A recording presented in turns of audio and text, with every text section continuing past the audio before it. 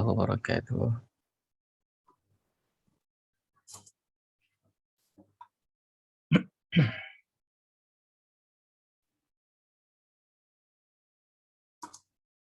Dipersilakan Ustaz. Hari ini insya-Allah kita bincangkan ayat 90 ke 93 kan Ustaz kan? InsyaAllah kita daripada 91 sampai 93 insyaAllah. Dan ini bahagian daripada juzuk halaman yang ke-14 insyaAllah. Baik, dipersilakan Ustaz. Terima kasih Puan Safinas dan juga semua yang bersama-sama pada malam ini. Assalamualaikum warahmatullahi wabarakatuh. Alhamdulillahirabbil alamin.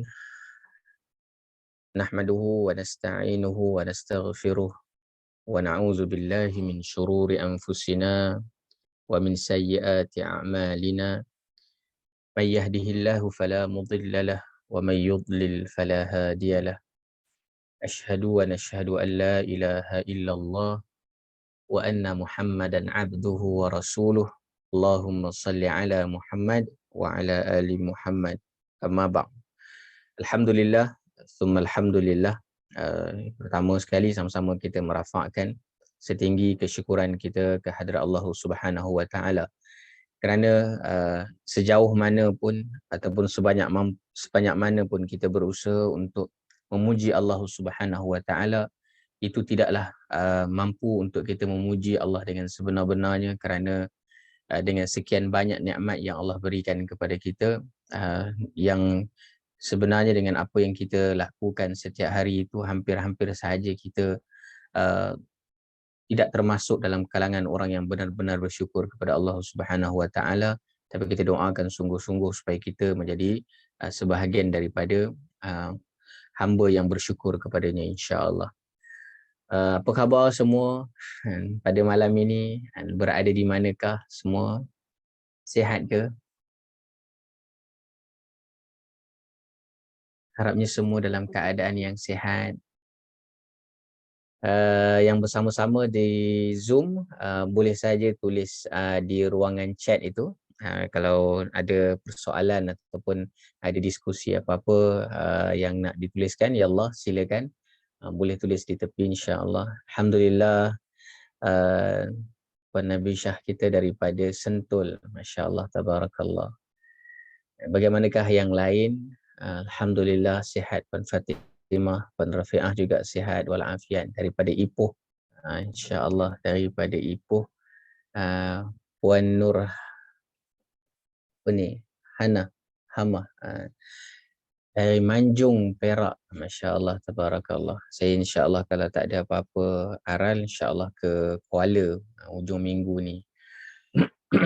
Itu pun tengok keadaan semasa sebab sekarang ni saya pun masih lagi kuarantin disebabkan kontak rapat dengan anak saudara yang positif COVID baru-baru ni. Jadi insya-Allah doakan semuanya dalam keadaan yang baik sahajalah insya-Allah.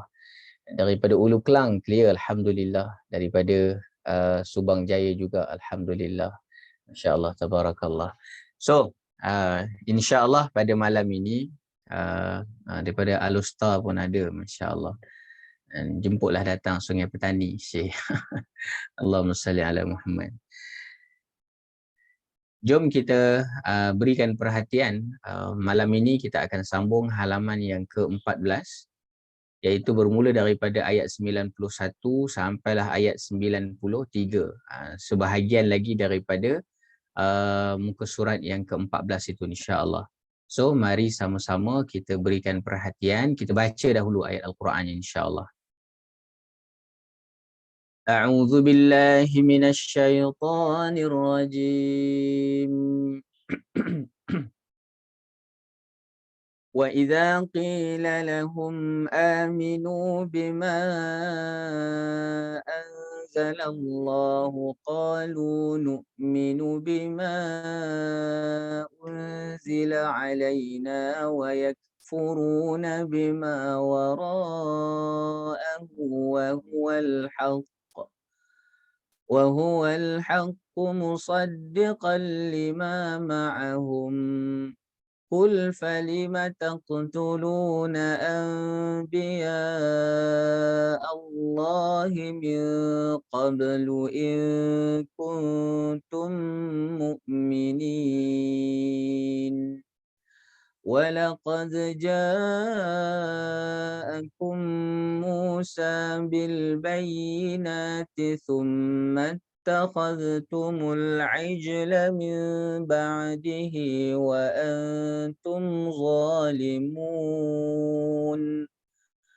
وإذ أخذنا ميثاقكم ورفعنا فوقكم الطور خذوا ما آتيناكم بقوة واسمعوا قالوا سمعنا وعصينا وأشربوا في قلوبهم العجل بكفرهم قل بئس ما يأمركم به إيمانكم إن كنتم مؤمنين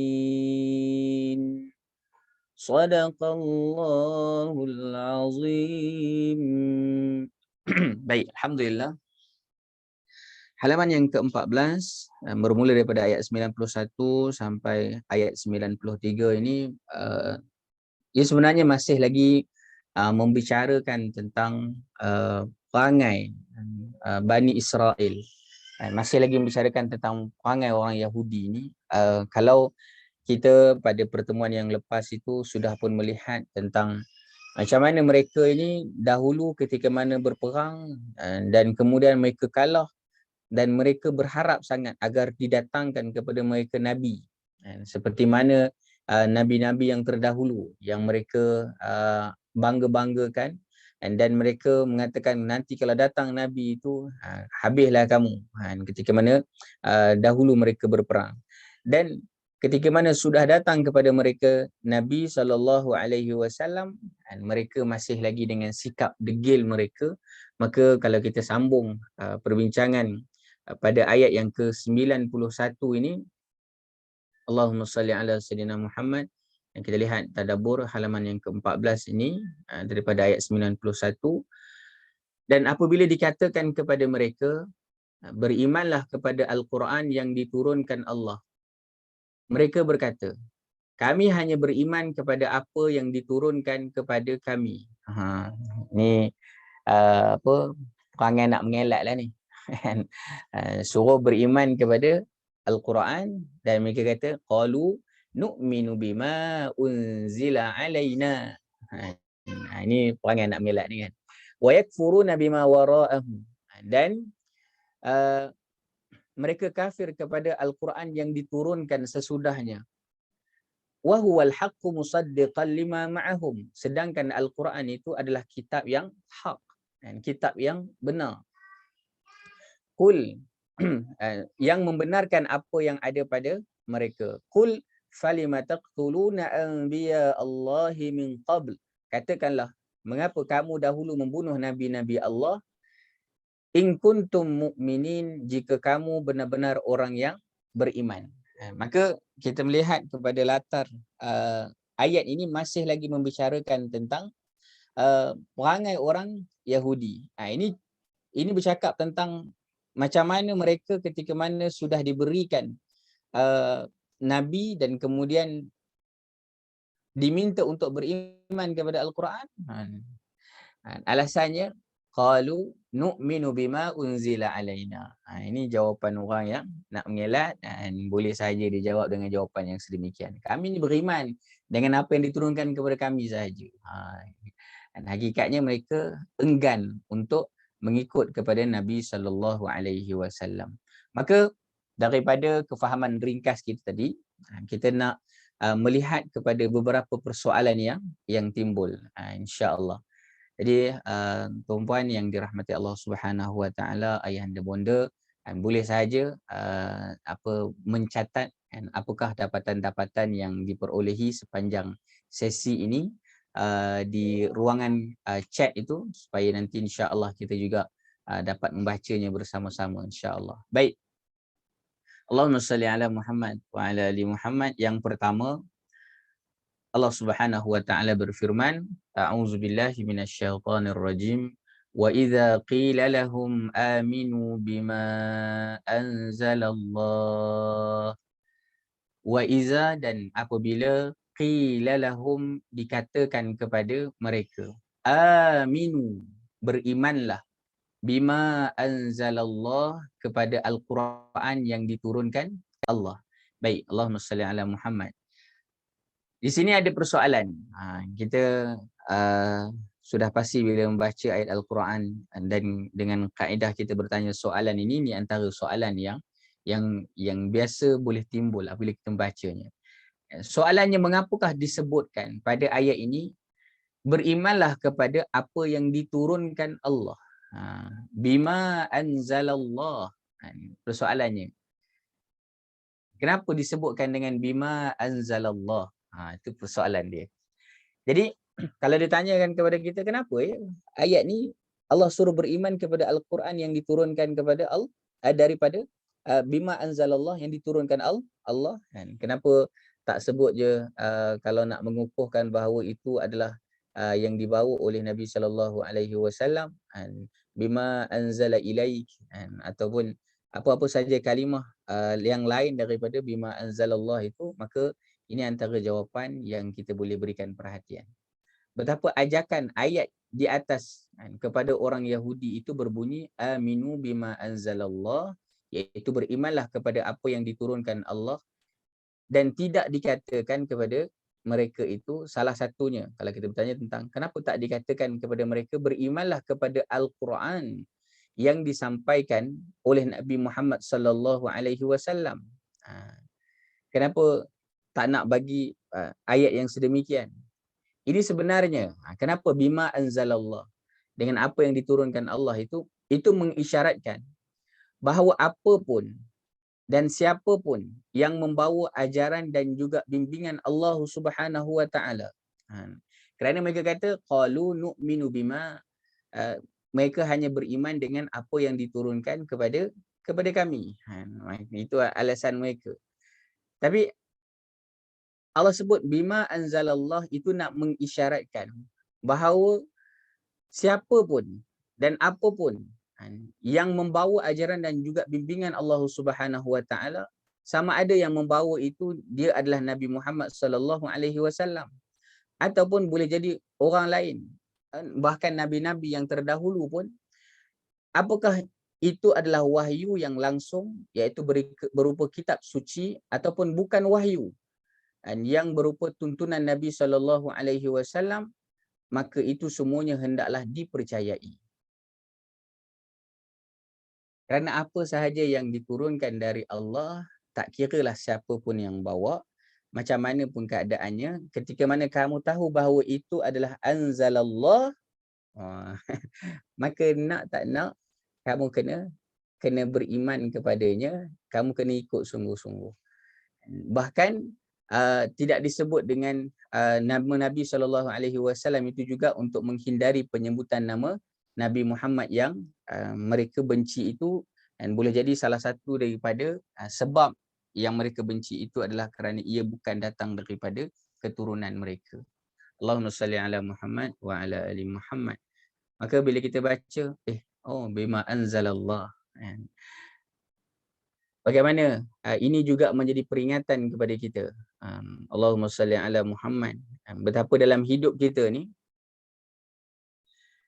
kenangkanlah peristiwa dalam hidup di mana kita menafikan kebenaran kalamullah, kerana ia keluar daripada individu yang tidak kita sukai.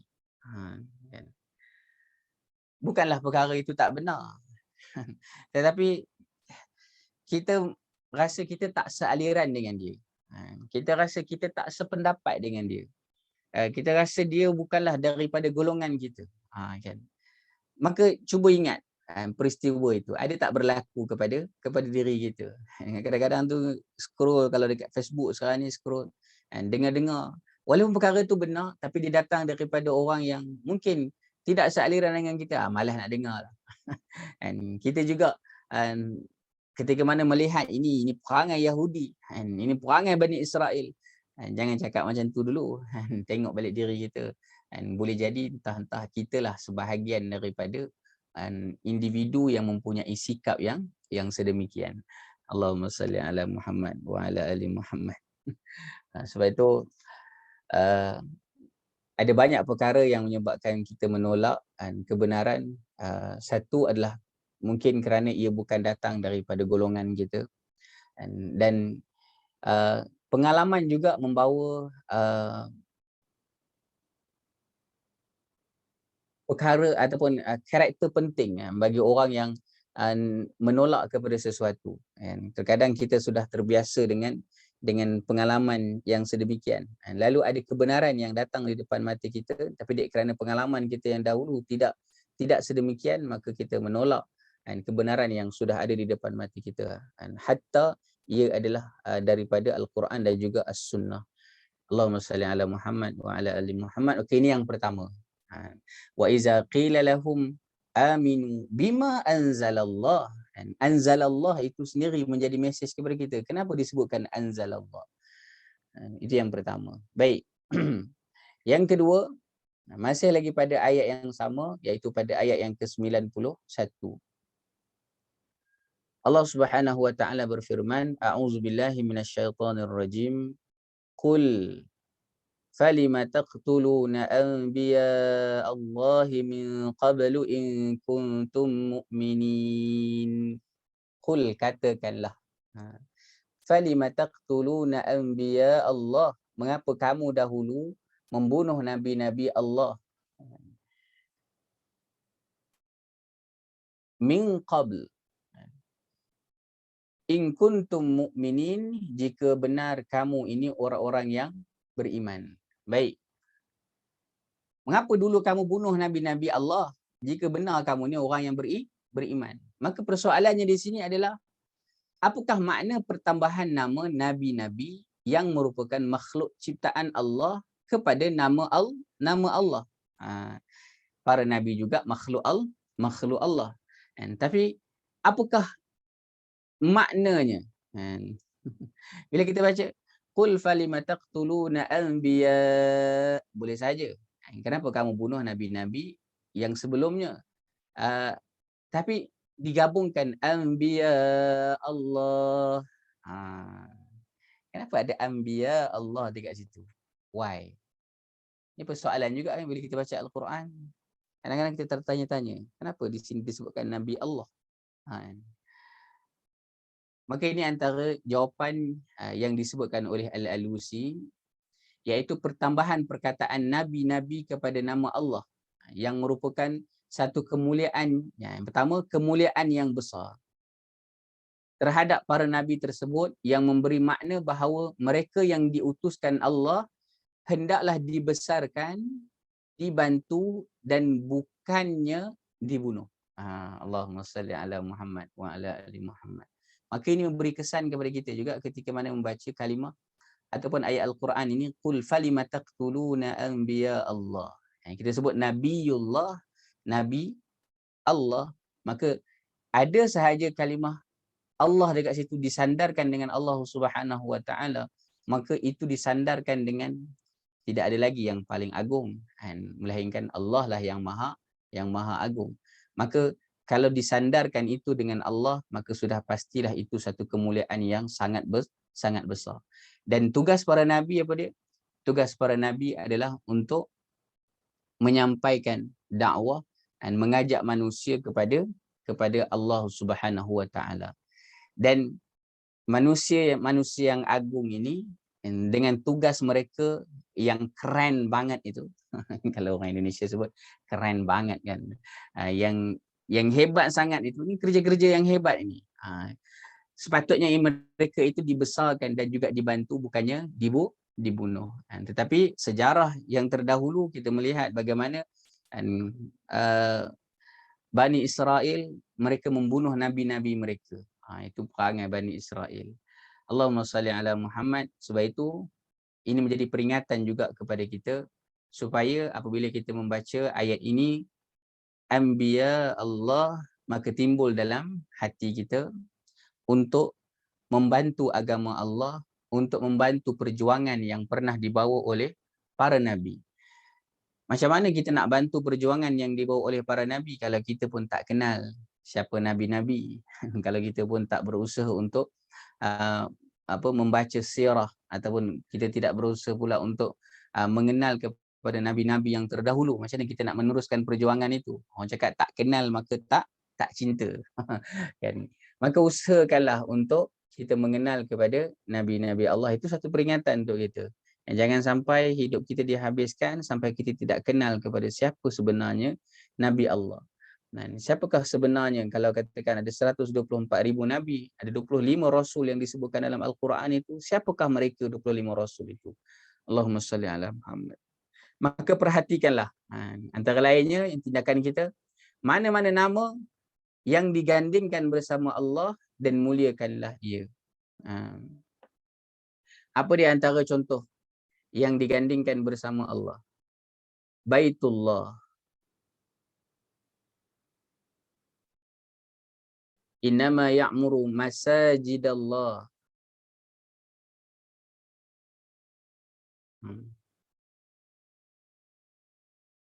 So, perhatikan ini dan usahakanlah untuk dilihat apakah peranan itu. Kalau sebut tentang Baitullah, apakah peranannya? Kalau sebutkan tentang masjid Allah, tentang rumah-rumah Allah, tempat sujud itu, masjid. Apa peranan masjid dan macam mana untuk kita meletakkan masjid itu di tempat yang terbaik. Itu sebagai contoh. Dan apa yang boleh kita lakukan lagi apabila kita membaca dan ayat yang ke-91 ini, bila melihat anbiya Allah, nanti bila baca dalam Al-Quran lagi, kita jumpa lagi dengan Rasulullah, kita jumpa lagi dengan Baitullah, kita jumpa lagi dengan Masjid Allah. Kita dah trigger dah. Ini sebenarnya apa benda yang saya nak kena buat ni?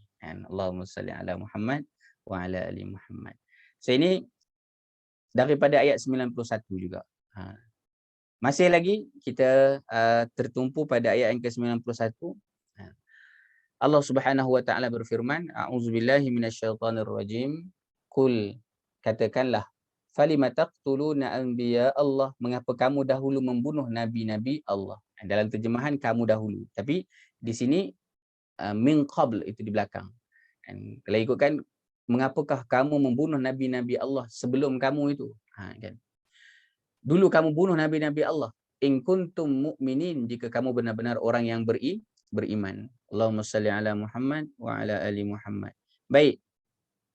Maka di sini timbul persoalan, apakah hikmah penegasan kalimah min qabl pada ayat ini? Sekali lagi, boleh sahaja. Kalau kita nak cakap, kenapalah kamu bunuh nabi-nabi itu kalau kamu betul orang yang beriman?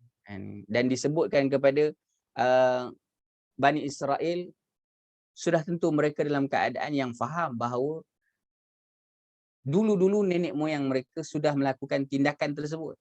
Sepatutnya tak perlu sebut pun tentang min qabl, sebelum-sebelum ini. Tetapi apa hikmahnya dan apakah yang dapat kita ambil apabila membaca ayat, katakanlah, mengapakah kamu membunuh nabi-nabi Allah yang terdahulu? Kan? Dulu-dulu kenapa kamu buat? Sekarang adakah mereka tak nak buat benda tu? Kita membaca tentang sirah Nabi SAW dan macam mana dahsyatnya permusuhan oleh mereka yang tidak beriman ini, termasuklah daripada kalangan Yahudi, Bani Israel yang ada pada ketika itu menentang Nabi SAW. Bahkan kalau kita baca dalam surah Al-Anfal itu terkait dengan peperangan yang pertama di dalam Islam, itu peperangan Badar, ketika tahun kedua Hijrah. Allahumma salli ala Muhammad wa ala ali Muhammad. Dan di sebelahnya itu bertemu pula dengan surah At-Taubah, Al-Anfal dan kemudian At-Taubah. At-Taubah itu pula di dalamnya menceritakan tentang peperangan Hunain yang berlaku pada bulan Syawal tahun ke-8 Hijrah. Kalau peperangan Badar itu berlaku pada bulan Ramadan tahun kedua Hijrah. Maka peperangan Hunain itu berlaku pada tahun ke-8 Hijrah. Allahumma salli ala Muhammad. Itu juga satu perkara yang menarik. Kalau nanti ayanda bonda boleh buat kajian lagi tentang dua surah itu. Kerana ada perbincangan ulama yang sampai menyebutkan tentang dua surah itu adalah daripada Badar sampailah kepada Hunain, di sebelah itu kan, antara Anfal dan juga Taubah. Kerana Al-Anfal itu dengan jumlah yang sedikit tetapi Allah menangkan. Dan pada surah Al-Anfal itu Allah meniadakan usaha. Nak bagi tahu kemenangan kamu ini, kamu jangan anggap bahawa kamulah yang berusaha sampai kamu yas'alunaka 'anil anfal. Dan kemudian dalam surah At-Taubah itu pula bercerita tentang Allahumma salli ala Muhammad, tentang peperangan Hunain yang jumlah tentera Islam pada ketika itu jumlah yang sangat ramai, 12,000 orang. Tetapi dengan jumlah 12,000 orang itu hampir-hampir sahaja 12,000 itu dikalahkan. Nak beritahu kalau dalam surah Al-Anfal itu meniadakan usaha, dalam surah At-Taubah itu Allah meniadakan angka. Maka data perlu dibaca dengan iman. Ini juga satu perbahasan yang menarik nanti. Bukan nantilah, tapi boleh dilihat macam mana konteks kedua-dua surah ini. Sangat menarik sebenarnya. Allahumma salli ala Muhammad wa ala ali Muhammad. Baik. Macam mana boleh masuk ke sana kan? Ini nak bercakap tentang min qabl. Maka di sini timbul persoalan. Kenapakah apakah hikmah penegasan kalimah min qabl itu? Bahawa kalimah min qabl iaitu sebelum ini yang dimaksudkan adalah sebelum Nabi Muhammad sallallahu alaihi wasallam. Bila kata sebelum ini tidak tercantum, maka boleh jadi akan timbul dalam benak orang Yahudi bahawa mereka akan mampu membunuh Nabi sallallahu alaihi wasallam. Ataupun paling tidak bila perkataan ini tidak disebut, maka boleh jadi ayat ini meresahkan umat Islam. Di antara dua. Satu, bila tidak disebut ayat ini min qabl, maka itu membawa gambaran kepada orang Yahudi bahawa mereka nanti mampu untuk membunuh Nabi sallallahu alaihi wasallam. Dan kalau itu terkait dengan umat Islam pula, itu meresahkan umat Islam kerana menduga bahawa Nabi Muhammad sallallahu alaihi wasallam boleh terkorban dalam tangan orang Yahudi Bani Israel seperti mana nabi-nabi yang terdahulu telah dikorbankan oleh mereka. Dengan demikian penegasan Al-Quran sebelum ini iaitu min qabl, itu memberi ketenangan kepada Nabi SAW dan seluruh sahabat baginda, itu sekaligus menjadi bukti kebenaran Al-Quran untuk generasi sesudah mereka. Dan betapa Al-Quran sudah pun menyebut lebih awal min qabl. Surah Al-Baqarah ini surah Madaniyah.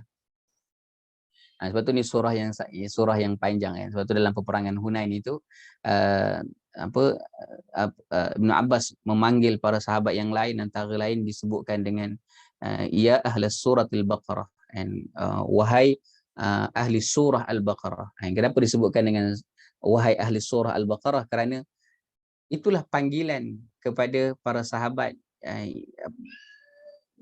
orang-orang Ansar dan Muhajirin.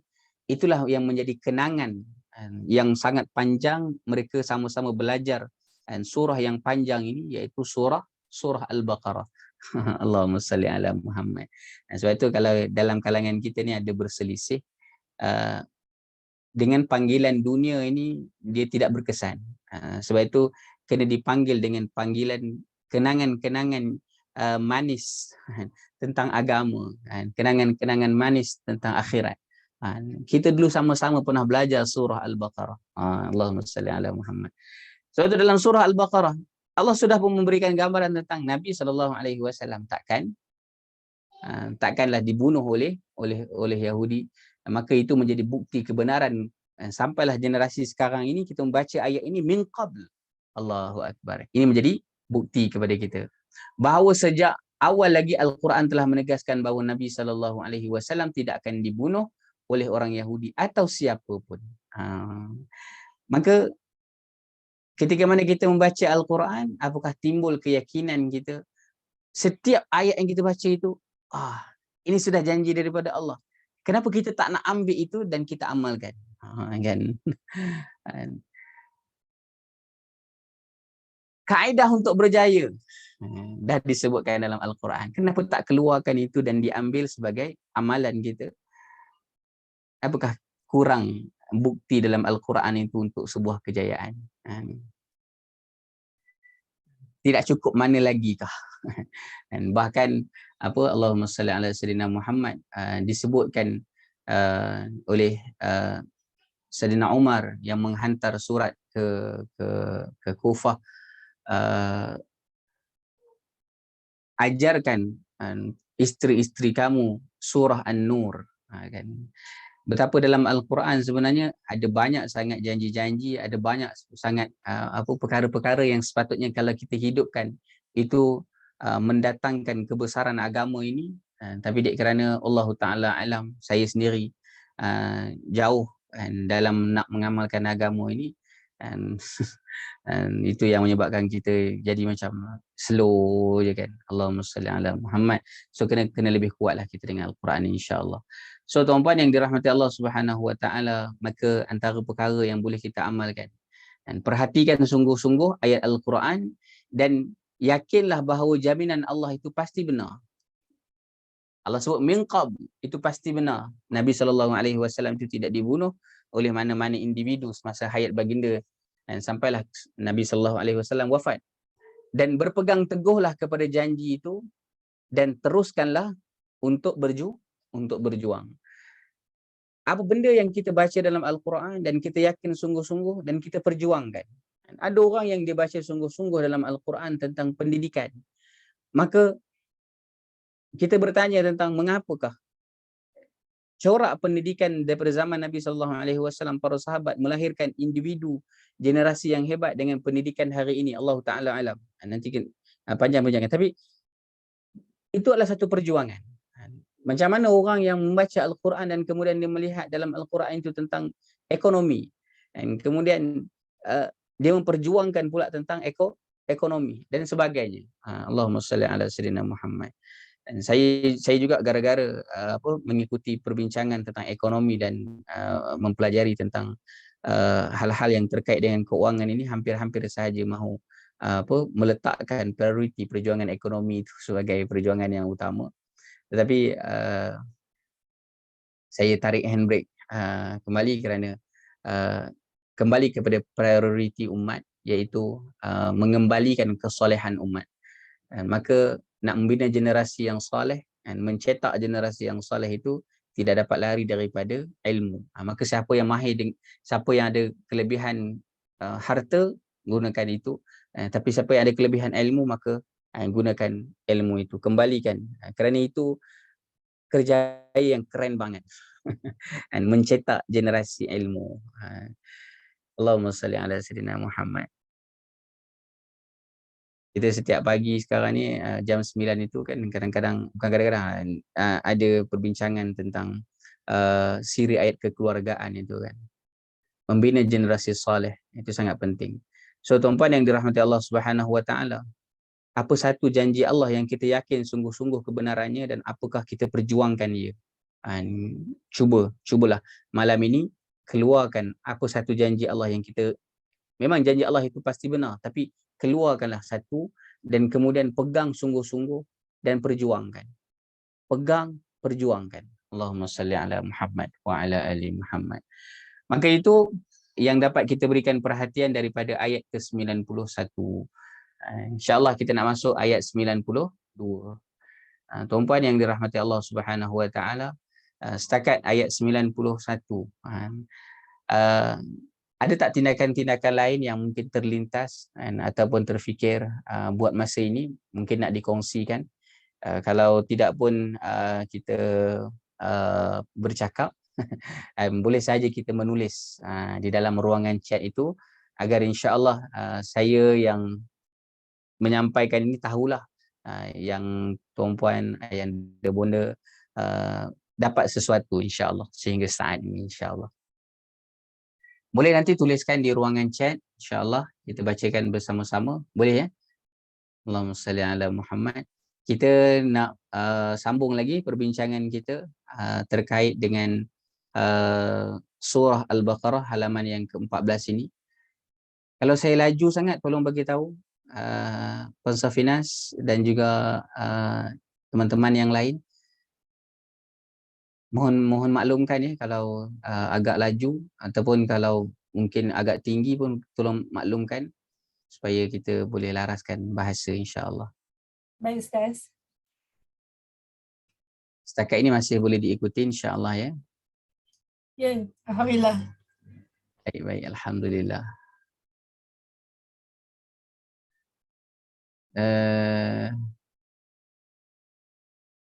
Allahumma salli ala Muhammad. Apa beza mencari kesalahan dengan dengki? Dia hampir tak ada beza tapi sebenarnya berbeza kan. Ada sebab kita mencari salah kan. Dan orang yang mencari salah itu boleh jadi satu adalah untuk memperbaiki. Dan kalau kita bercakap tentang kita melihat satu benda ini, kemudian kita mencari apa benda yang salah itu supaya kita dapat perbaiki, kan? Itu mencari-cari kesalahan. Salah satunya perspektif mencari kesalahan. Adapun dengki ini di satu benda yang Allahumma salli ala Muhammad. Dengki ini adalah kerana tidak boleh melihat ataupun dia tidak boleh melihat nikmat yang ada pada orang lain. Contohnya, dia tak boleh tengok kalau katakan kawan dia tu lebih daripada sudut fizikal lah. Contohnya lebih cantik lebih sikit daripada dia. Contohlah macam tu kan. Itu dengki. Dia tidak boleh melihat orang lebih daripada dia. Nikmat itu lebih daripada dia. Satu. Yang kedua, dia tidak boleh melihat itu dalam keadaan dia mahukan kelebihan yang ada pada orang itu supaya hilang. Ini perangai orang yang dengki. Satu, kadang-kadang kita lihat kelebihan yang ada pada orang lain, kita rasa tercabar, lalu kita usaha kan. Tapi dia melihat ada kelebihan yang pada orang lain dan dia mengharapkan agar kelebihan yang ada pada orang itu hilang. Itu dengki. Adakah bila dengki itu menjadi punca kita sering mencari kesalahan orang? Boleh jadi. Boleh jadi. Kerana nakkan agar kebaikan yang ada pada orang itu. Yahudi, Bani Israel mahukan kebaikan hilang pada Nabi SAW. Maka mencari-cari apa kelemahan-kelemahan yang ada pada Muhammad ini. Tapi mereka tak akan jumpa lah. Allahumma salli ala sayyidina Muhammad. So, memang penyakit dengki ni satu penyakit yang sangat bahaya sebenarnya. Saya ada bicarakan dahulu panjang lebar tentang 25 penyakit dan juga penawar hati, dan salah satunya adalah penyakit dengki ini. Allahumma salli ala Muhammad. Dan harapnya membantu sedikit ya sebelum kita pergi kepada ayat 92. Puan Fasihah bertanya dekat dalam ruangan chat itu. Kerana itu juga perbincangan kita yang lepas. Dan bukanlah kerana mereka tak tahu tentang Nabi SAW adalah Nabi yang terakhir. Tetapi kerana mereka itu dengki. Itu yang menyebabkan mereka tak nak mengikut kepada kebenaran.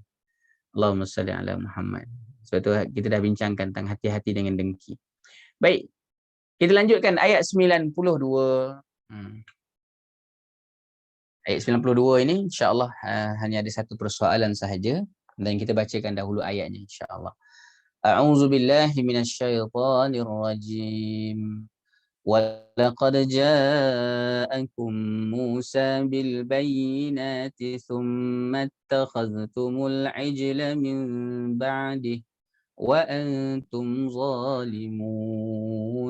Sadaqallahul azim. وَلَقَدْ, dan sesungguhnya, ja'akum Musa, Musa telah datang kepadamu, bil bayyinat, membawa bukti-bukti kebenaran, iaitu mukjizat.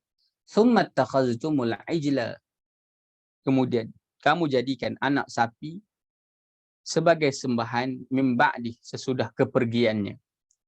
Wa antum zalimun, dan sebenarnya kamu adalah orang-orang yang zalim. Setelah kita membaca tentang macam mana Bani Israel mereka menolak Al-Quran yang diturunkan kepada Nabi SAW dengan apa ungkapan bahawa sebenarnya mereka menolak itu kerana mereka hanya beriman terhadap Taurat yang ada pada mereka. Kan? Tapi sebenarnya Allah bawakan kepada ni kisah kamu dahulu. Kan? Membaca balik cerita kamu ni, betul ke kamu cakap macam tu? Kan? Baca balik cerita kamu daripada Nabi kamu dahulu, itu Nabi Musa alaihissalam, baca sikit. Kan? Kalau kita hari ni lah kan, kalau kata kamu ni beriman betul ke kan? Kalau kamu betul-betul beriman, baca balik, buka balik sejarah kan, tengok balik sejarah ni betul ke? Kan? Allahumma salli ala Muhammad. Tengok. Ini menarik kan gaya bahasa Al-Quran dan dibawa ke sana kemari dan gaya penceritaannya. Dan sudah pastilah gaya penceritaan dalam Al-Quran ini tidak sama dengan gaya penceritaan yang kita baca dalam kitab sirah dan sebagainya. Dan kerana ada gaya bahasa yang tersendiri. Allahumma salli ala Muhammad. Setelah bercakap tentang keengganan mereka, maka dibawa kali ini tentang kamu cek balik, betul ke kamu ni beriman terhadap apa yang diturunkan kepada kamu itu? Dan Allahumma salli ala Muhammad. Nah, sekarang sudah menjadi bukti kepada kamu, dan dahulu dah datang dah pelbagai mukjizat. Dan timbul persoalan. Mari kita lihat persoalan di sini. Walaqad ja'akum Musa bil bayyinat. Sesungguhnya Musa telah datang kepadamu membawa bukti-bukti kebenaran, iaitu mukjizat. Dan Allahumma salli ala Muhammad wa ala ali Muhammad. Maka soalannya di sini, bayyinat. Apakah contoh bukti nyata yang telah ditunjukkan pada zaman Nabi Musa alaihi salam? Kalau cakap tentang bayyinat, kerana bukan hanya pada zaman Nabi SAW, bahkan sampai sekarang pun, setiap kali mahu bercakap tentang Al-Quran, itu selalu mahu didahulukan dengan apa buktinya. Kita tidak menafikan tentang bukti yang perlu dibincangkan secara ilmiah. Kita tidak menafikan itu. Tapi berapa banyak yang memerlukan kepada bukti ilmiah itu sebelum meningkat imannya. Sedangkan iman itu perlu dibina sebelum kepada perkara-perkara yang lain. Sebab itu membaca Al-Quran dengan iman itu satu perkara yang kita nak berikan perhatian. Iman sebelum Al-Quran. Allahumma salli ala Muhammad wa ala ali Muhammad. Kita ni kalau hidup pakai data, baca surah At-Taubah. Dan kalau hidup pakai logik, baca pakai akal kita, baca balik surah At-Taubah. Dan baca balik surah Al-Anfal. Bukan kita menolak logik, tidak sama sekali. Saya sudah bincangkan sebelum, kalau siapa yang pernah mengikuti tentang apa tujuan kita dan caranya dan macam mana pembuktiannya. Dan Al-Quran itu harus ada strukturnya. Tapi poin yang besarnya, apakah iman itu yang diletakkan di hadapan? Allahumma salli ala Muhammad wa ala ali Muhammad. Kerana sudah ada bukti yang nyata dahulu. Dan apakah bukti nyata itu? Ini bukan bukti nyata yang biasa tau. Kita baca balik sejarah kan. Macam mana sejarah Nabi Musa alaihi salam berhadapan dengan Bani Israel. Itu satu bab panjang lah kan kalau kita nak bicarakan tentang ini. Allahumma salli ala Muhammad. Maka jawapannya apa? Yang dimaksudkan dengan bukti yang jelas itu bil bayyinat, itu dengan pelbagai. Dalam Ibn Katsir menyebutkan tentang angin badai, tentang belalang, kutu, kodok, darah, tongkat, tangan, pembelahan laut, penaungan dengan awan. Puan Rafi'ah sebut tongkat Nabi Musa, laut terbelah, manna wassalwa, batu dan mukjizat lainnya. Semua ini semua kalau kita baca tentang sejarah Nabi Musa alaihissalam dengan Bani Israel, ini semua dah disebutkan dalam Al-Quran. Dan inilah banyak mukjizat yang sudah dilihat oleh Bani Israel. Dan setelah itu kalian jadikan anak sapi sebagai sembahan selain Allah pada zaman hidupnya Musa.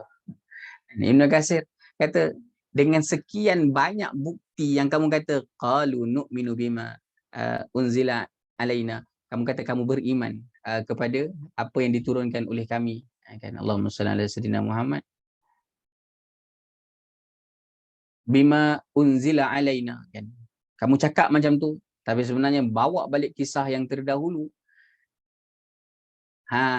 Tengok balik cerita kamu dengan Nabi kamu dulu, kan, yang kamu cakap kamu ikut beriman sungguh-sungguh tu, ini setelah datang dengan bukti yang pelbagai itu, adakah dengan bukti yang pelbagai itu kamu ikut? Tak. Dan kamu dulu bahkan menjadikan anak sapi itu sebagai sembahan selain daripada Allah Subhanahu wa taala. Allahumma salli ala Muhammad wa ala ali Muhammad. Kita mungkin membaca itu dalam kerangka Bani Israel yang dahulu. Kita mungkin membaca itu hanya dalam kerangka orang Yahudi yang terdahulu. Apakah kalau kita ada pada zaman itu, kita akan mengikut kepada Nabi Musa alaihissalam, ataupun sebenarnya kita juga lebih kurang je macam tu, kan? Allahumma salli ala Muhammad. Ini satu peringatan juga untuk kita, kan? Kerana hari ini kalau kita bercakap Nabi Musa yang terdahulu, apakah yang diperjuangkan oleh Nabi Musa? Tauhid. Maka hari ini banyak sahaja perjuangan-perjuangan tauhid itu di atas muka bumi, dan adakah kita membelanya ataupun sebaliknya? Dan apa perkara yang boleh kita lakukan sebagai seorang yang beriman kepada Allah Subhanahu wa taala, yang harapnya kita ini dengan bukti-bukti yang pelbagai itu semakin bertambah iman kita, maka berjalanlah di atas muka bumi Allah ini, kerana dalam pembuktian itu ada pembuktian yang disebut sebagai ayat Quraniyah, ayat Al-Quran. Bukti itu ada yang datang terus Al-Quran.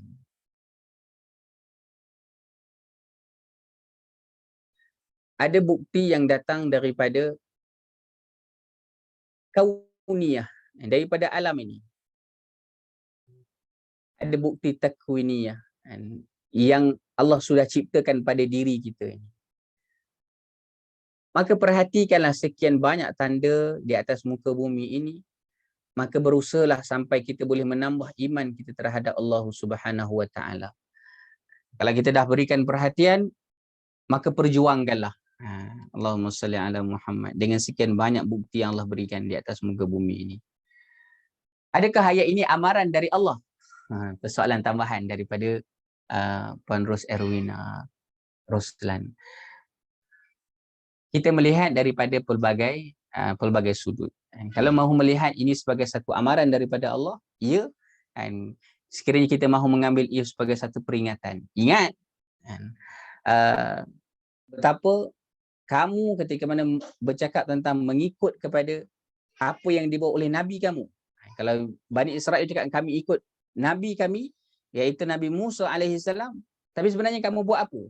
Walaupun sudah ada bukti yang nyata, kamu buat apa dengan Nabi kamu? Kamu tak ikut pun sebenarnya. Kamu ikut saja kepada sembahan anak sapi itu. Allahumma salli ala sayyidina Muhammad. Boleh jadi ia juga menjadi teguran kepada kita, peringatan kepada kita, jangan sampai hari ini saya mengaku sebagai orang yang beriman, bahkan melaungkan slogan cinta kepada Nabi SAW, tetapi saya tidak mengikut kepada apa yang dibawa oleh Nabi SAW, dan bahkan mengikut kepada jalan yang lain. Sekali lagi, saya hidup dalam dunia pendidikan, dan Allahumma salli ala sayyidina Muhammad, kita banyak mengkaji tentang pendidikan daripada Al-Quran. Kita banyak mengkaji tentang pendidikan generasi yang terdahulu. Kalau sebutkan tentang mengapa hari ini kita masih lagi terperosok ke bawah, kerana kita tidak mahu naik lagi, dan kita masih lagi mengikut kepada acuan Allah Ta'ala alam. Jadi saya bawa sikit, minta maaf ke situ. Jadi poin dia adalah ketika mana kita yakin kepada Nabi kita, adakah kita juga seperti Bani Israel yang menyeleweng, ataupun kita yakin kepada Nabi kita lalu kita turuti uswah dan sungguh-sungguh hatta pada sekecil-kecil perkara. Itu bukan satu perkara yang mudah, tapi itulah yang kita nak hidupkan. Allahumma salli ala sayyidina Muhammad wa ala ali Muhammad. Ya, kan. Kalau Bani Israel itu, kamu cakap kamu macam ni, nah sekarang aku buatkan cerita kamu macam tu. Jangan sampai kita pula kan, dengan cerita-cerita kita yang beriman dan sebagainya, Allah buktikan dengan banyak perkara dalam Al-Quran itu nanti terduduk kita kan. Allahumma salli ala Muhammad. Bahkan ini juga sudah terduduk kita kerana kita mengaku kita beriman, tapi sebenarnya adakah kamu beriman sungguh-sungguh kepada Allah Subhanahu Wa Taala? Dan kalau kamu betul beriman, apa perjuangan kamu? Saya tadi sebelum masuk kelas ini sempat berlalu di wall itu tentang Ali Banna. Ali Banna ini sudah meninggal dunia, tapi sebelum dia meninggal tu sempat saya mengikuti beliau.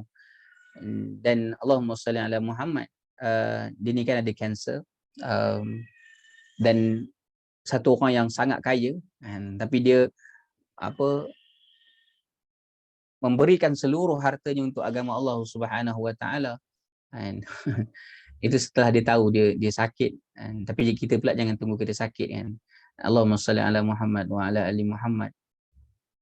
Ini Ali Banna. Sampaikan ada satu kata-kata dia tadi yang saya tersentuh juga, yang disebut tentang jadilah kita ini orang yang boleh diteladani oleh satu orang, dua orang, tiga orang. Kan, kalau lebih ramai itu lebih baik. Diteladani kebaikan itu. Allahumma salli ala Muhammad wa ala ali Muhammad. Macam mana nak diteladani kebaikan itu? Apa perjuangan yang kita lakukan? Itu satu perkara yang kita boleh tanya bersama-sama lah. Sudah pastilah saya dengan perjuangan yang saya tidak mengatakan kecil, kerana ini perjuangan para nabi, maka kita membawa perjuangan yang sangat besar kan.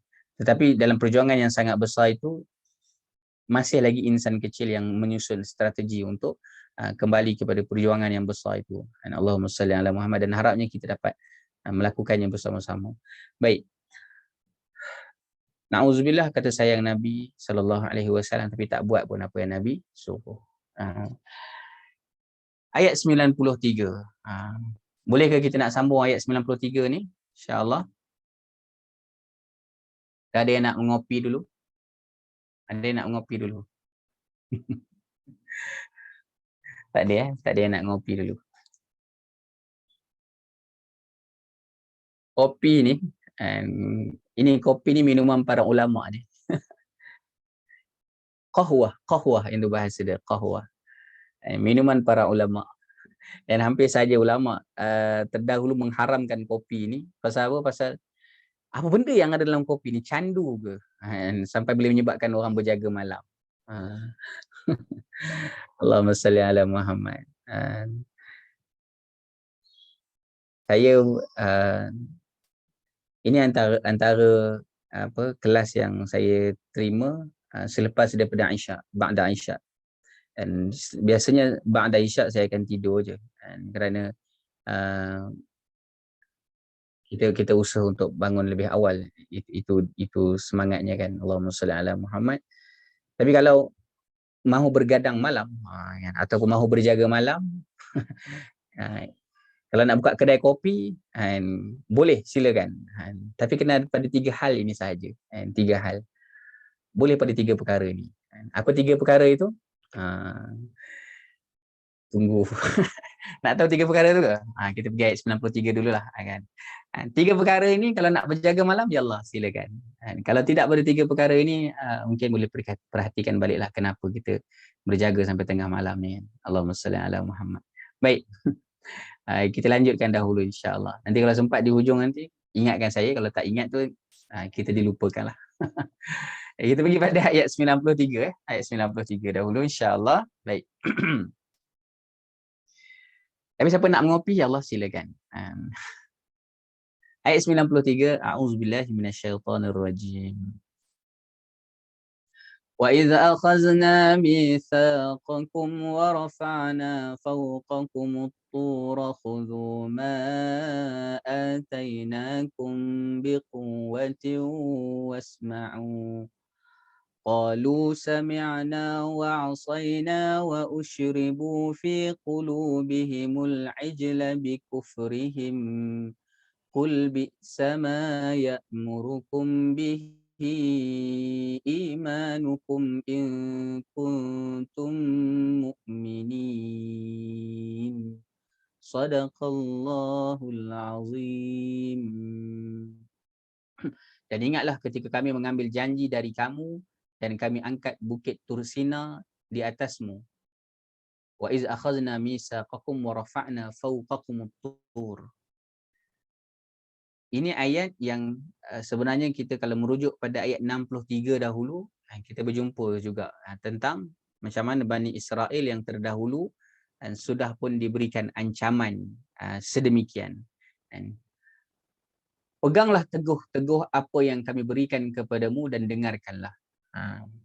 Khuzu ma atainakum biquwwah wasma'u. Dengarkan. Konteks ayat yang ke-63 itu antara yang dibincangkan oleh para ulama adalah tentang macam mana korapnya Bani Israel ini dalam janji mereka. Dan bab janji pun mereka korap. Tapi dalam sini ini bercakap tentang keengganan mereka untuk taat. Itu dimensinya. Walaupun Al-Quran kendati pun kita baca ayat itu, di sana ada ayatnya, di sana ada ayatnya, tetapi mesejnya itu sentiasa berbeza-beza.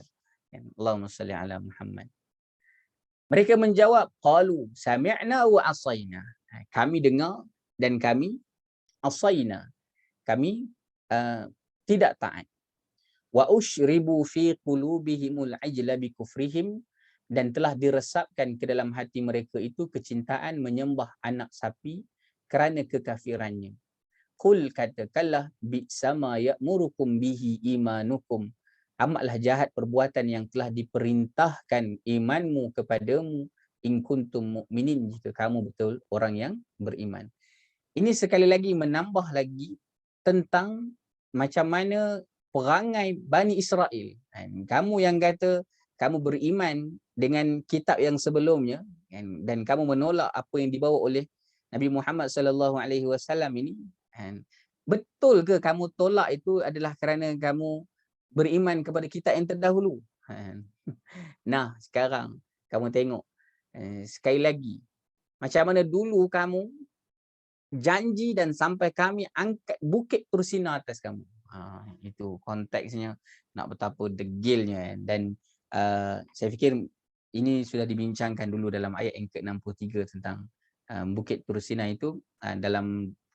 Dalam tafsir itu ada pelbagai perbincangan tentang bukit Tursina itu, adakah diangkat bukit itu sendiri ataupun dalam bentuk yang macam mana, itu banyak perbincangan, sehingga kan Syekh Sya'rawi menyebutkan mengapakah Bani Israel atau Yahudi itu ketika mana mereka sujud, mereka dengan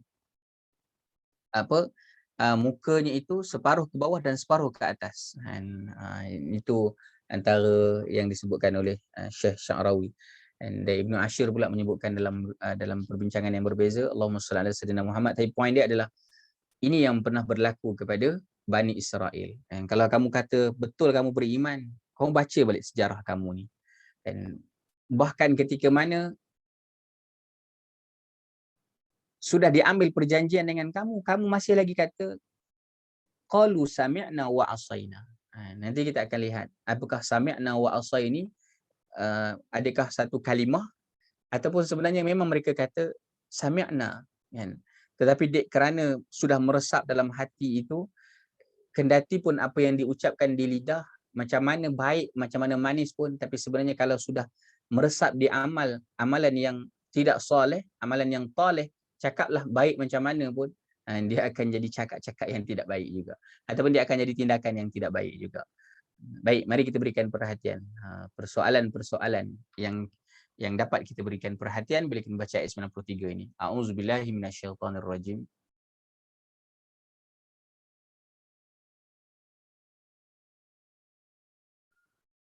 Wa iz akhadna mitsaqakum wa rafa'na fawqakum at-tur khudhu ma atainakum biquwwatin wasma'u. Dan ingatlah ketika kami mengambil janji dari kamu dan kami angkat bukit Tursina di atasmu seraya kami berfirman, peganglah teguh-teguh apa yang kami berikan kepadamu dan dengarkanlah.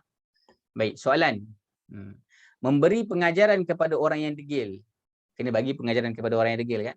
Itu hendaklah dilakukan berkadar dengan kedegilannya. Bagi pengajaran kepada orang yang degil itu berkadar dengan kedegilannya. Dan nak tahu degil tak degil Bani Israel ini, aku hempapkan kau dengan bukit ni. Itu wallahu alam, itu kalau ada kalau ada sang ayah yang sampai boleh bercakap kepada anak, degilnya anak tu, aku rasa aku nak angkat di rumah ni, aku letak dekat tengkau. Kan. Itu tidaklah sama laisa kamitslihi syai', tidaklah sama. Tapi saya nak berikan gambaran betapa pengajaran kepada orang yang degil itu memang wajar diberikan dengan kadar kedegilannya. Dan setakat manakah pemberian pengajaran kepada orang Yahudi disebabkan kedegilan mereka? Setakat manakah? Tadi kita dah bincangkan pun. Setakat mana tu? Jawapannya Bukit Tursina itu adalah bukit yang agung yang dijadikan hukuman kepada mereka disebabkan relanya mereka untuk berada di dasar lembah kejahilan. Setelah Allah mengangkat mereka ke puncak pengetahuan. Kerelaan untuk berada di lembah kejahilan setelah diangkat mereka ke puncak pengetahuan. Bahkan sampai hari ini pun mereka tidak menerima kepada pengetahuan yang tertinggi itu. Yang peliknya adalah mengapa sampai sekarang kita berada di bawah mereka. Itu satu persoalan yang saya tinggalkan, tidak terjawab di sini. Tetapi alhamdulillah di sini ada sahabat-sahabat, teman-teman, ayah dan bonda yang memperjuangkan pendidikan anak-anak ke arah jalan yang lebih baik itu. Cuba tanya balik. Kan? Kerana dalam sepanjang sejarah zaman itu tidak pernah mereka menjadi lebih kuat daripada kita yang beriman kepada Allah, tetapi yang berlaku hanyalah kita yang menjadi semakin lemah kerana tidak mengikut kepada acuan Al-Quran dan juga As-Sunnah itu kembali. Allahumma salli ala Muhammad. Sedangkan mereka memang sudah daripada dulu membawa diri mereka ke dasar lembah kejahilan. Dan sampai hari ini pun kita masih mengikut jalan itu. Sedangkan kita sudah ada puncak pengetahuan. Al-Quran dan juga As-Sunnah itu puncak pengetahuan. Sesungguhnya orang yang mendengar kebenaran namun tidak menerimanya, itu sama sahaja dengan orang yang tidak menerima kebenaran. Dah dengar kebenaran tak terima, itu sama saja dengan orang tak terima kebenaran. Dan dikatakan kepada mereka, dengarlah atau Allah akan timpakan bukit Tursina ini ke atas mereka. Ini adalah supaya cukup peristiwa ini untuk menjadi pengajaran yang berharga kepada orang lain supaya mereka mengambil iktibar daripadanya. Allahumma salli ala sayyidina Muhammad wa ala ali Muhammad. Sebab itu ada pengajaran yang wajar diberikan setimpal dengan kedegilan seseorang itu. Dan begini pengajaran yang Allah berikan kepada Bani Israel sampai mahu ditimpakan bukit Tursina itu. Saya tidak dapat menggambarkan. Macam mana kalau kita yang berada di Bukit Jelutong, contohnya lah kan. Yang berada di Bukit Jelutong, ada ke bukitnya. Dan diangkat bukit itu, dihempapkan bukit itu ke atasnya. Boleh bayangkan tak betapa ini orang yang tak tahulah macam mana degilnya itu. Allahumma salli ala Muhammad wa ala ali Muhammad. Maka itulah kaedah memberikan pengajaran itu berkadaran dengan kedegilan. So itu ada bab yang disebutkan dengan ta'dib. Dan dalam agama kita belajar tentang ta'lim, kita belajar tentang ta'dib. Terkadang ada orang yang salah memahami tentang ta'dib itu hanya sekadar untuk menjadi orang yang beradab. Tidak, semata-mata itu. Bahkan dalam ta'dib itu ada perbincangan tentang hukuman. Dan ada fiqh hukumannya. Macam mana untuk menjatuhkan hukuman itu sudah diajarkan dalam agama ini. Allahumma salli ala Muhammad wa ala ali Muhammad. Baik. Kita lanjutkan lagi dengan persoalan yang lain. Khuzu ma atainakum biquwwati wasma'u. Maaf, tertinggal. Amalnya apa? Kajilah puncak pengetahuan umat Islam pada generasi yang terbaik. Pergilah kaji. Puncak pengetahuan umat Islam yang berada pada generasi yang terbaik. Siapakah generasi yang terbaik? Mereka adalah generasi selepas Nabi SAW itu dalam tempoh 30 tahun, bahkan 30 tahun itu adalah tempoh yang disebut sebagai zaman khilafah. Kaji. Kemudian berusahalah untuk kita mengembalikan kegemilangan tersebut. Dan sudah pastilah nak mengembalikan kepada kegemilangan itu, kita mengikut kepada acuan kegemilangan itu juga. Dan umat Islam, kita masih lagi terperosok ke bawah, itu kerana kita mengabaikan kebenaran. Maka apa tindakan kita? Jom, carilah peluang. Kaji, apa sebenarnya puncak pengetahuan orang yang terdahulu. Saya pernah sebutkan tentang Allahumma salli ala sayyidina Muhammad, Imam Al-Bukhari misalnya. Bahkan pagi tadi pun saya ada sentuh tentang ayat dalam ayat kekeluargaan. Allahumma salli ala sayyidina Muhammad. Pada masyarakat Shinqiti di Mauritania tu, macam mana mereka sebelum dihantar kepada guru-guru di luar, di dalam rumah itu sudah diberikan pendidikan Al-Quran. Dan anak-anak perlu menghafal Al-Quran. Itu ada masyarakatnya. Anak-anak sudah menghafal Al-Quran. Dan setelah hafal Al-Quran itu dia punya sequence ni. Setelah menghafal Al-Quran, kemudian barulah mereka menghafal kitab Muwatta. Itu ada 7,000 hadis. Allahumma salli ala sayyidina Muhammad. Dan kemudian barulah mereka mempelajari tentang fiqh Imam Malik, kerana di sana bermazhab Maliki. Dan kemudian barulah dihantar anak-anak kepada guru-guru yang lain. Dan Allahumma salli ala Muhammad. Kalau itulah standard pendidikan di rumah, ayah, ibu dan juga anak-anak, maka kita boleh nanti membicarakan tentang standard pendidikan yang tinggi itu, insya-Allah. Bahkan saya sebutkan juga tentang Markas Takwinul Ulama. Ada di sana juga, macam mana untuk masuk ke sana umur 15 tahun, ini syarat. Dan kemudian masuk ke sana, ini syarat masuk, bukan syarat lulus, syarat masuk. Itu menghafal Al-Quran dengan 2 riwayat. Saya sendiri menghafal dengan 1 riwayat je, Hafs an Asim. Dan kat sini kan kita banyak baca qiraat kan. Dua riwayat. Allahumma salli ala Muhammad. Maka kajilah. Allah sisakan itu kepada kita di zaman ini supaya kita berikan perhatian. Supaya kita juga boleh melihat ada orang itu, rupanya ada masyarakat itu di sekeliling kita. Baik, yang seterusnya, Allahumma salli ala Muhammad wa ala ali Muhammad. Khuzu ma atainakum biquwwati wasma'u. Peganglah teguh-teguh apa yang kami berikan kepadamu dan dengarkanlah. Soalan. Ini menarik juga ni kan. Apakah jenis pendengaran yang Allah inginkan kita mendengar dengannya? Iaitu Al-Quran yang mulia. Allah nakkan apa?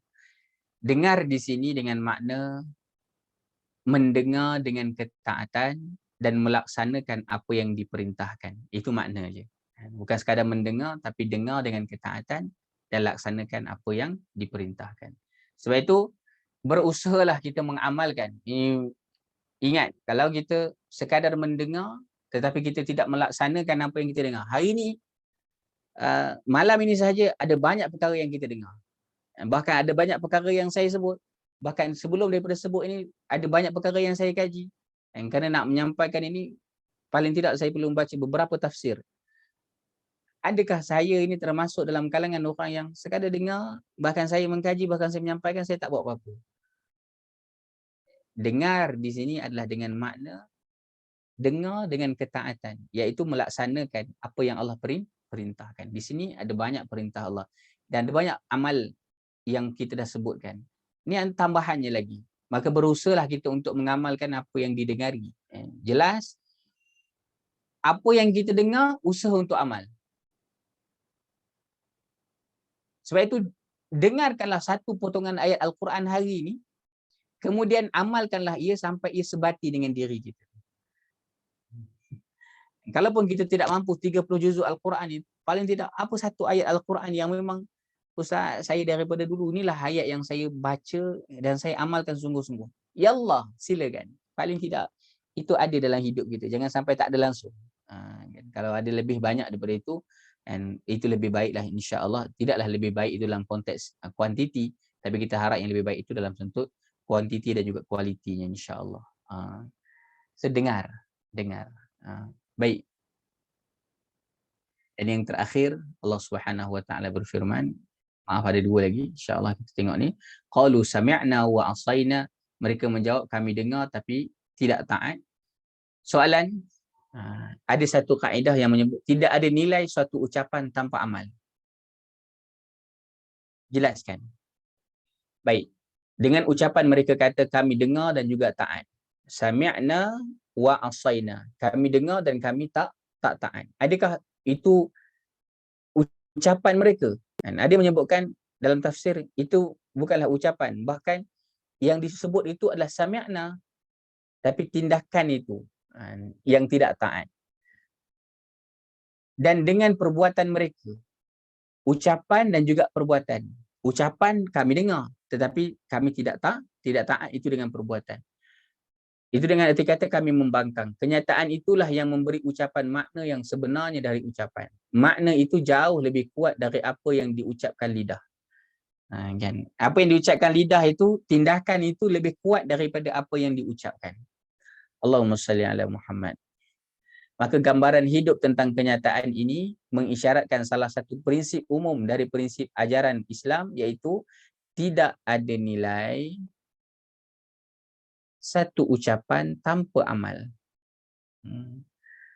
Jangan nanti disalahfahami terus tak nak berucap apa-apa. Tapi kita nak berusaha jangan sampai kita ni berucap tanpa amal. Itu. Maka amallah yang dinilai. Kerana mereka ni mengucapkan sami'na, tapi sebenarnya amal mereka tak seperti itu. Bahkan kesatuan antara ucapan lidah serta gerak nyata, inilah yang menjadi dasar bagi ketetapan hukum dan penilaiannya. Allahumma salli ala Muhammad. Hari ini kita cakap tak serupa bikin. Kan ada kan kita sebut macam tu kan. Ya Karim. Ciri munafik itu, ya, ciri. Kerana antara ciri-ciri yang disebutkan sebagai munafik itu adalah apabila dia berkata dia berdusta. Kan. Na'udzubillah. Kita tidak cakap kamu ni munafik, tapi ciri-ciri itu kita khawatir ada pada diri kita. Baik, Allahumma salli ala Muhammad wa ala ali Muhammad. Maka ini menjadi peringatan kepada kita, jangan sampai kita juga, sayalah khususnya yang banyak menyampaikan Al-Quran ini kerana dah terbiasa menyampaikan dan tidak memberi penekunan tentang amal, maka terus sampaikan sampai tidak ada usaha untuk amal. Maka saya khawatir saya juga menjadi, walaupun disebutkan sebagai sami'na, ya kami dengar, tapi tindakan kamu tidak seperti mana yang kamu sebutkan. Amal kamu itu sudah membuktikan yang kamu sebenarnya walaupun sami'na, tapi sebenarnya kamu asaina. Na'udzubillahi min zalik. Maka ada satu doa yang diajarkan kepada kita. Amalkanlah doa ini insya-Allah, yaitu Allahumma a'udzu, ya Allah aku berlindung, biridhaka min sakhatika, kepada keredaanmu daripada kemurkaanmu. Ini bertawassul dengan keredaan Allah daripada kemurkaannya. Ini doa yang kita biasa baca selepas daripada kita solat witir kan. Wa bimu'afatika, dan aku berlindung kepada kemaafanmu, min uqubatik, daripada hukumanmu. Baca doa ni. Wa a'udzubika, dan aku berlindung kepadamu, minka, darimu. Di sini ditambahkan dari seksamu supaya kita mudah faham tentang, kerana ada ulama yang menambah tentang daripada seksamu. Itu menggambarkan tentang betapa ya Allah, sungguh-sungguh ya Allah, aku takut ini ya Allah. Sungguh-sungguh ya Allah, tak main-main ya Allah. Ini doa kita kan. La uhsi sana'an 'alaika. Aku tidak mampu menyebut semua pujian untukmu. 'Alaika anta kama asnaita 'ala nafsik. Sebagaimana engkau memuji dirimu sendiri. Dan ini menunjukkan ketidakupayaan kita. Kendati pun sehebat mana pun kita memuji Allah Subhanahu wa taala, itu sebenarnya kita tidak mampu untuk memujinya seperti mana Allah memuji dirinya sendiri. Allahumma salli ala Muhammad wa ala ali Muhammad. Baca doa ini, kan. Siapalah yang tolong conteng ni lagi. Bacalah doa ni kan. Supaya apa? Supaya kita tak nak kita jadi orang yang nampak macam baik tapi sebenarnya amal kita ya Allah teruk sangat-sangat. Minta perlindungan daripada Allah Subhanahu wa taala. Dan yang terakhir tuan-puan yang dirahmati Allah Subhanahu wa taala, saya hilangkan yang merah ni kejap ya. Baik, Allahumma salli ala Muhammad. Saya minta maaf dah 10.31 saya habiskan insya-Allah yang terakhir. Qalu sami'na wa asayna wa ushribu fi qulubihimul ajla bi kufrihim. Mereka menjawab, kami mendengar tetapi tidak mentaati dan telah diresapkan ke dalam hati mereka kecintaan menyembah anak sapi kerana kekafirannya. Baik. Soalan seteruk, apakah pengaruh berhala dalam kehidupan? Kerana ayat ini bercakap tentang, bukanlah ada banyak perbincangan tentang wa ushribu itu, tapi salah satu daripada penafsiran tentang wa ushribu itu adalah kerana telah meresap ke dalam hati mereka itu cinta kepada sapi, cinta kepada sembahan mereka itu. Allahumma salli ala sayyidina Muhammad. Maka seteruk apakah pengaruh berhala dalam kehidupan? Kita mungkin bercakap tentang pengaruh yang terdahulu adalah sapi. Hari ini ada banyak sahaja berhala-berhala yang ada di depan kita. Ada gadget kita, ada Facebook kita. Bangun-bangun Facebook dulu. Ada WhatsApp kita. Bangun-bangun duduk WhatsApp dulu. Bahkan kalau tengah azan tu WhatsApp saja. Dia tak kisah pun datang waktu apa. Maka jawapannya apa? Pengaruh penyembahan kepada berhala anak lembu itu sudah sangat meresap ke dalam hati mereka sampaikan walaupun telah diancam akan dihimpit gunung, walaupun telah diperintah supaya setia kepada hukum Taurat dengan sungguh-sungguh, namun pengaruh anak lembu itu belum lagi dikikis dari dalam hatinya. Itu disebutkan dalam Al-Azhar. Allahumma salli ala sayyidina. Maka ini juga menjadi peringatan kepada kita. Kerana dalam hadis Nabi SAW, kecintaanmu kepada sesuatu membuat buta dan tuli. Sebab itu tuan-puan hati-hati, sungguh-sungguh. Nanti baca dalam Al-Quran ada ayat yang ke-24 surah At-Taubah itu ada 8 lawan 3. Apa itu 8 lawan 3? Saya tinggalkan dulu sebagai persoalan-persoalan untuk tuan-puan boleh kaji lagi lah insya-Allah. Berhati-hatilah terhadap apa yang kita cintai dan jangan sampai yang kita cintai itu membinasakan kita. Allahumma salli ala sayyidina Muhammad. Terkadang ada kenderaan yang terlalu kita cintai dan itulah yang menyebabkan menyebabkan kita lewat untuk beribadah kepada Allah Subhanahu wa taala. Dan dulu saya ingat kisah ada satu anak ini ketika mana azan sahaja dia teringat tayar. Kerana memang dulu masa dia bila ditanya balik kenapa dia teringat tayar ketika azan, kerana dulu kecil-kecil dia selalu ikut ayah dia waktu cuti dia basuh kereta dan sampai tayar sahaja akan azan Zuhur. Dan pada waktu itu ayah suruh naik terus. Tak payah dah tayar terus naik. Pergi sembahyang. Dan sebab itu bila dia teringat sahaja azan, dia teringat peristiwa tayar. Itu kenangan bersama ayah kan. Mungkin tuan-puan ada banyak kenangan lagi bersama ayah. Tapi sekali lagi janganlah sampai hal kecintaan kita ini menyebabkan kita buta dan juga tuli sampaikan ia membinasakan kita. Allahu Ta'ala alam. Saya fikir itu dahulu. Saya nak serahkan kembali kepada admin Puan Safinas. Ustaz, mahu berjaga malam tu Ustaz? Berjaga malam. nak disebut juga ya. Saya sebut secara ringkas lah. Dan saya menarik juga kan kalau ia dijadikan sebagai konsep lah. Kalau siapa-siapa yang nak buka kedai malam tu kan. Kalau kedai kopi tu terutamanya. Yang pertamanya berjaga malam itu untuk suami isteri membicarakan tentang hal kekeluargaan. Dan itu ada Nabi SAW itu ketika mana dengan isteri baginda ditanyakan tentang orang ini sekian. Nah, itu sampai berjaga lewat malam kan. Allahumma salli ala sayyidina Muhammad. Jadi itu yang pertama. Sebab itu kalau nak buat kedai kopi sediakan untuk pasangan. Syaratnya pasangan yang nak menghangatkan kembali hubungan sesama pasangan itu. Tak kiralah berapa pun usianya, tapi syaratnya pasangan yang sudah berkahwin. Itu yang pertama. Jadi tuan-puan, kalau nak berjaga sampai lewat malam boleh, tapi itu dengan syarat dengan pasangan kita. Yang keduanya, Allahumma salli ala sayyidina Muhammad, dibenarkan juga untuk kita berjaga malam itu adalah untuk perbahasan ilmu, untuk perbincangan ilmu.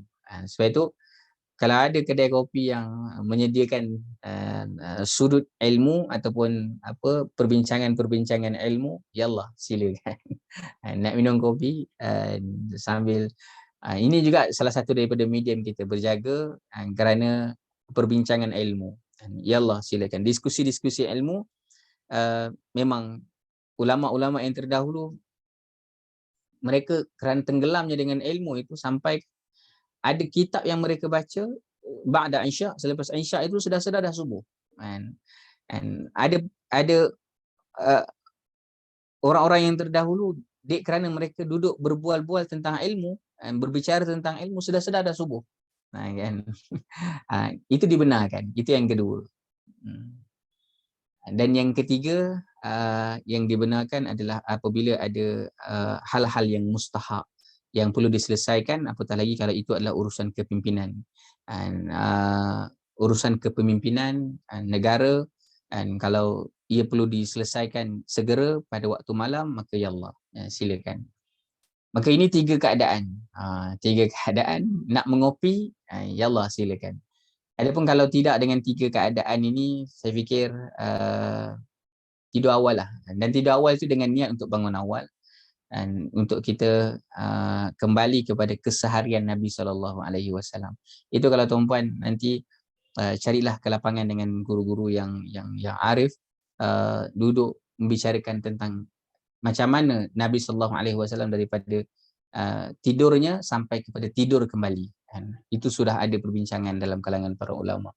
Dan Allahu Ta'ala alam. Jadi tiga benda itu ya, insya-Allah. Di malam kita ini sebahagian daripada yang dibenarkanlah harapnya insya-Allah untuk kita beroleh redha Allah Subhanahu wa taala. Allah taala alam. Saya serahkan kembali kepada Puan Safinas. Betul ya Puan Safinas ya, betul ya? Betul Ustaz Safinas. Terima kasih Ustaz. Ada soalan lagi dari penonton? Jika ada bolehlah bertanya pada Ustaz sebelum kita tutup majlis kita. Ustaz sebut tadi ayat Al-Taubah tu ayat berapa Ustaz? Yang kecintaanmu kepada sesuatu yang membuat kamu buta dan tuli tu, Al-Taubah ayat berapa Ustaz? Itu hadis. Itu hadis, tapi Ustaz itu hadis suka yang dibacakan tu. tadi. Al-Taubah ayat berapa Ustaz? Allahumma salli ala Muhammad. Ini soalan dengan jawapan package ke ataupun soalan saja? Soalan saja, nanti kita kaji dulu. Okey, baik. Kalau soalan saja itu pada ayat 24 surah At-Taubah. Ayat 24. 8 verses 3. Apa benda tu nanti insya-Allah nanti perjumpaan yang akan datang, kalau siapa yang dapat jawapannya tu boleh kongsikan insya-Allah. 8 verses 3. Okey. Saya buat nota tu Ustaz untuk minggu depan. InsyaAllah. InsyaAllah. Okey, baik. Terima kasih Ustaz. InsyaAllah kita berjumpa pada minggu hadapan menyambung ayat 94 hingga nanti saya tanya pada Ustaz lah untuk confirm. Okay, baik. 8 verses 3 yang tadi ya Ustaz? Ya. 8 verses 3 ayat yang Ustaz kupas petang tadi tu kan? Siapa yang dah ikuti petang tadi tu dah dapatlah jawapannya kan, insyaAllah. Ya. InsyaAllah. Okay, jazakallah Ustaz. Terima Iya, kasih iya. Ustaz. Assalamualaikum. Sama-sama. Terima kasih Ustaz. Sama-sama. Maaf semua. Waalaikumsalam warahmatullahi wabarakatuh. Assalamualaikum.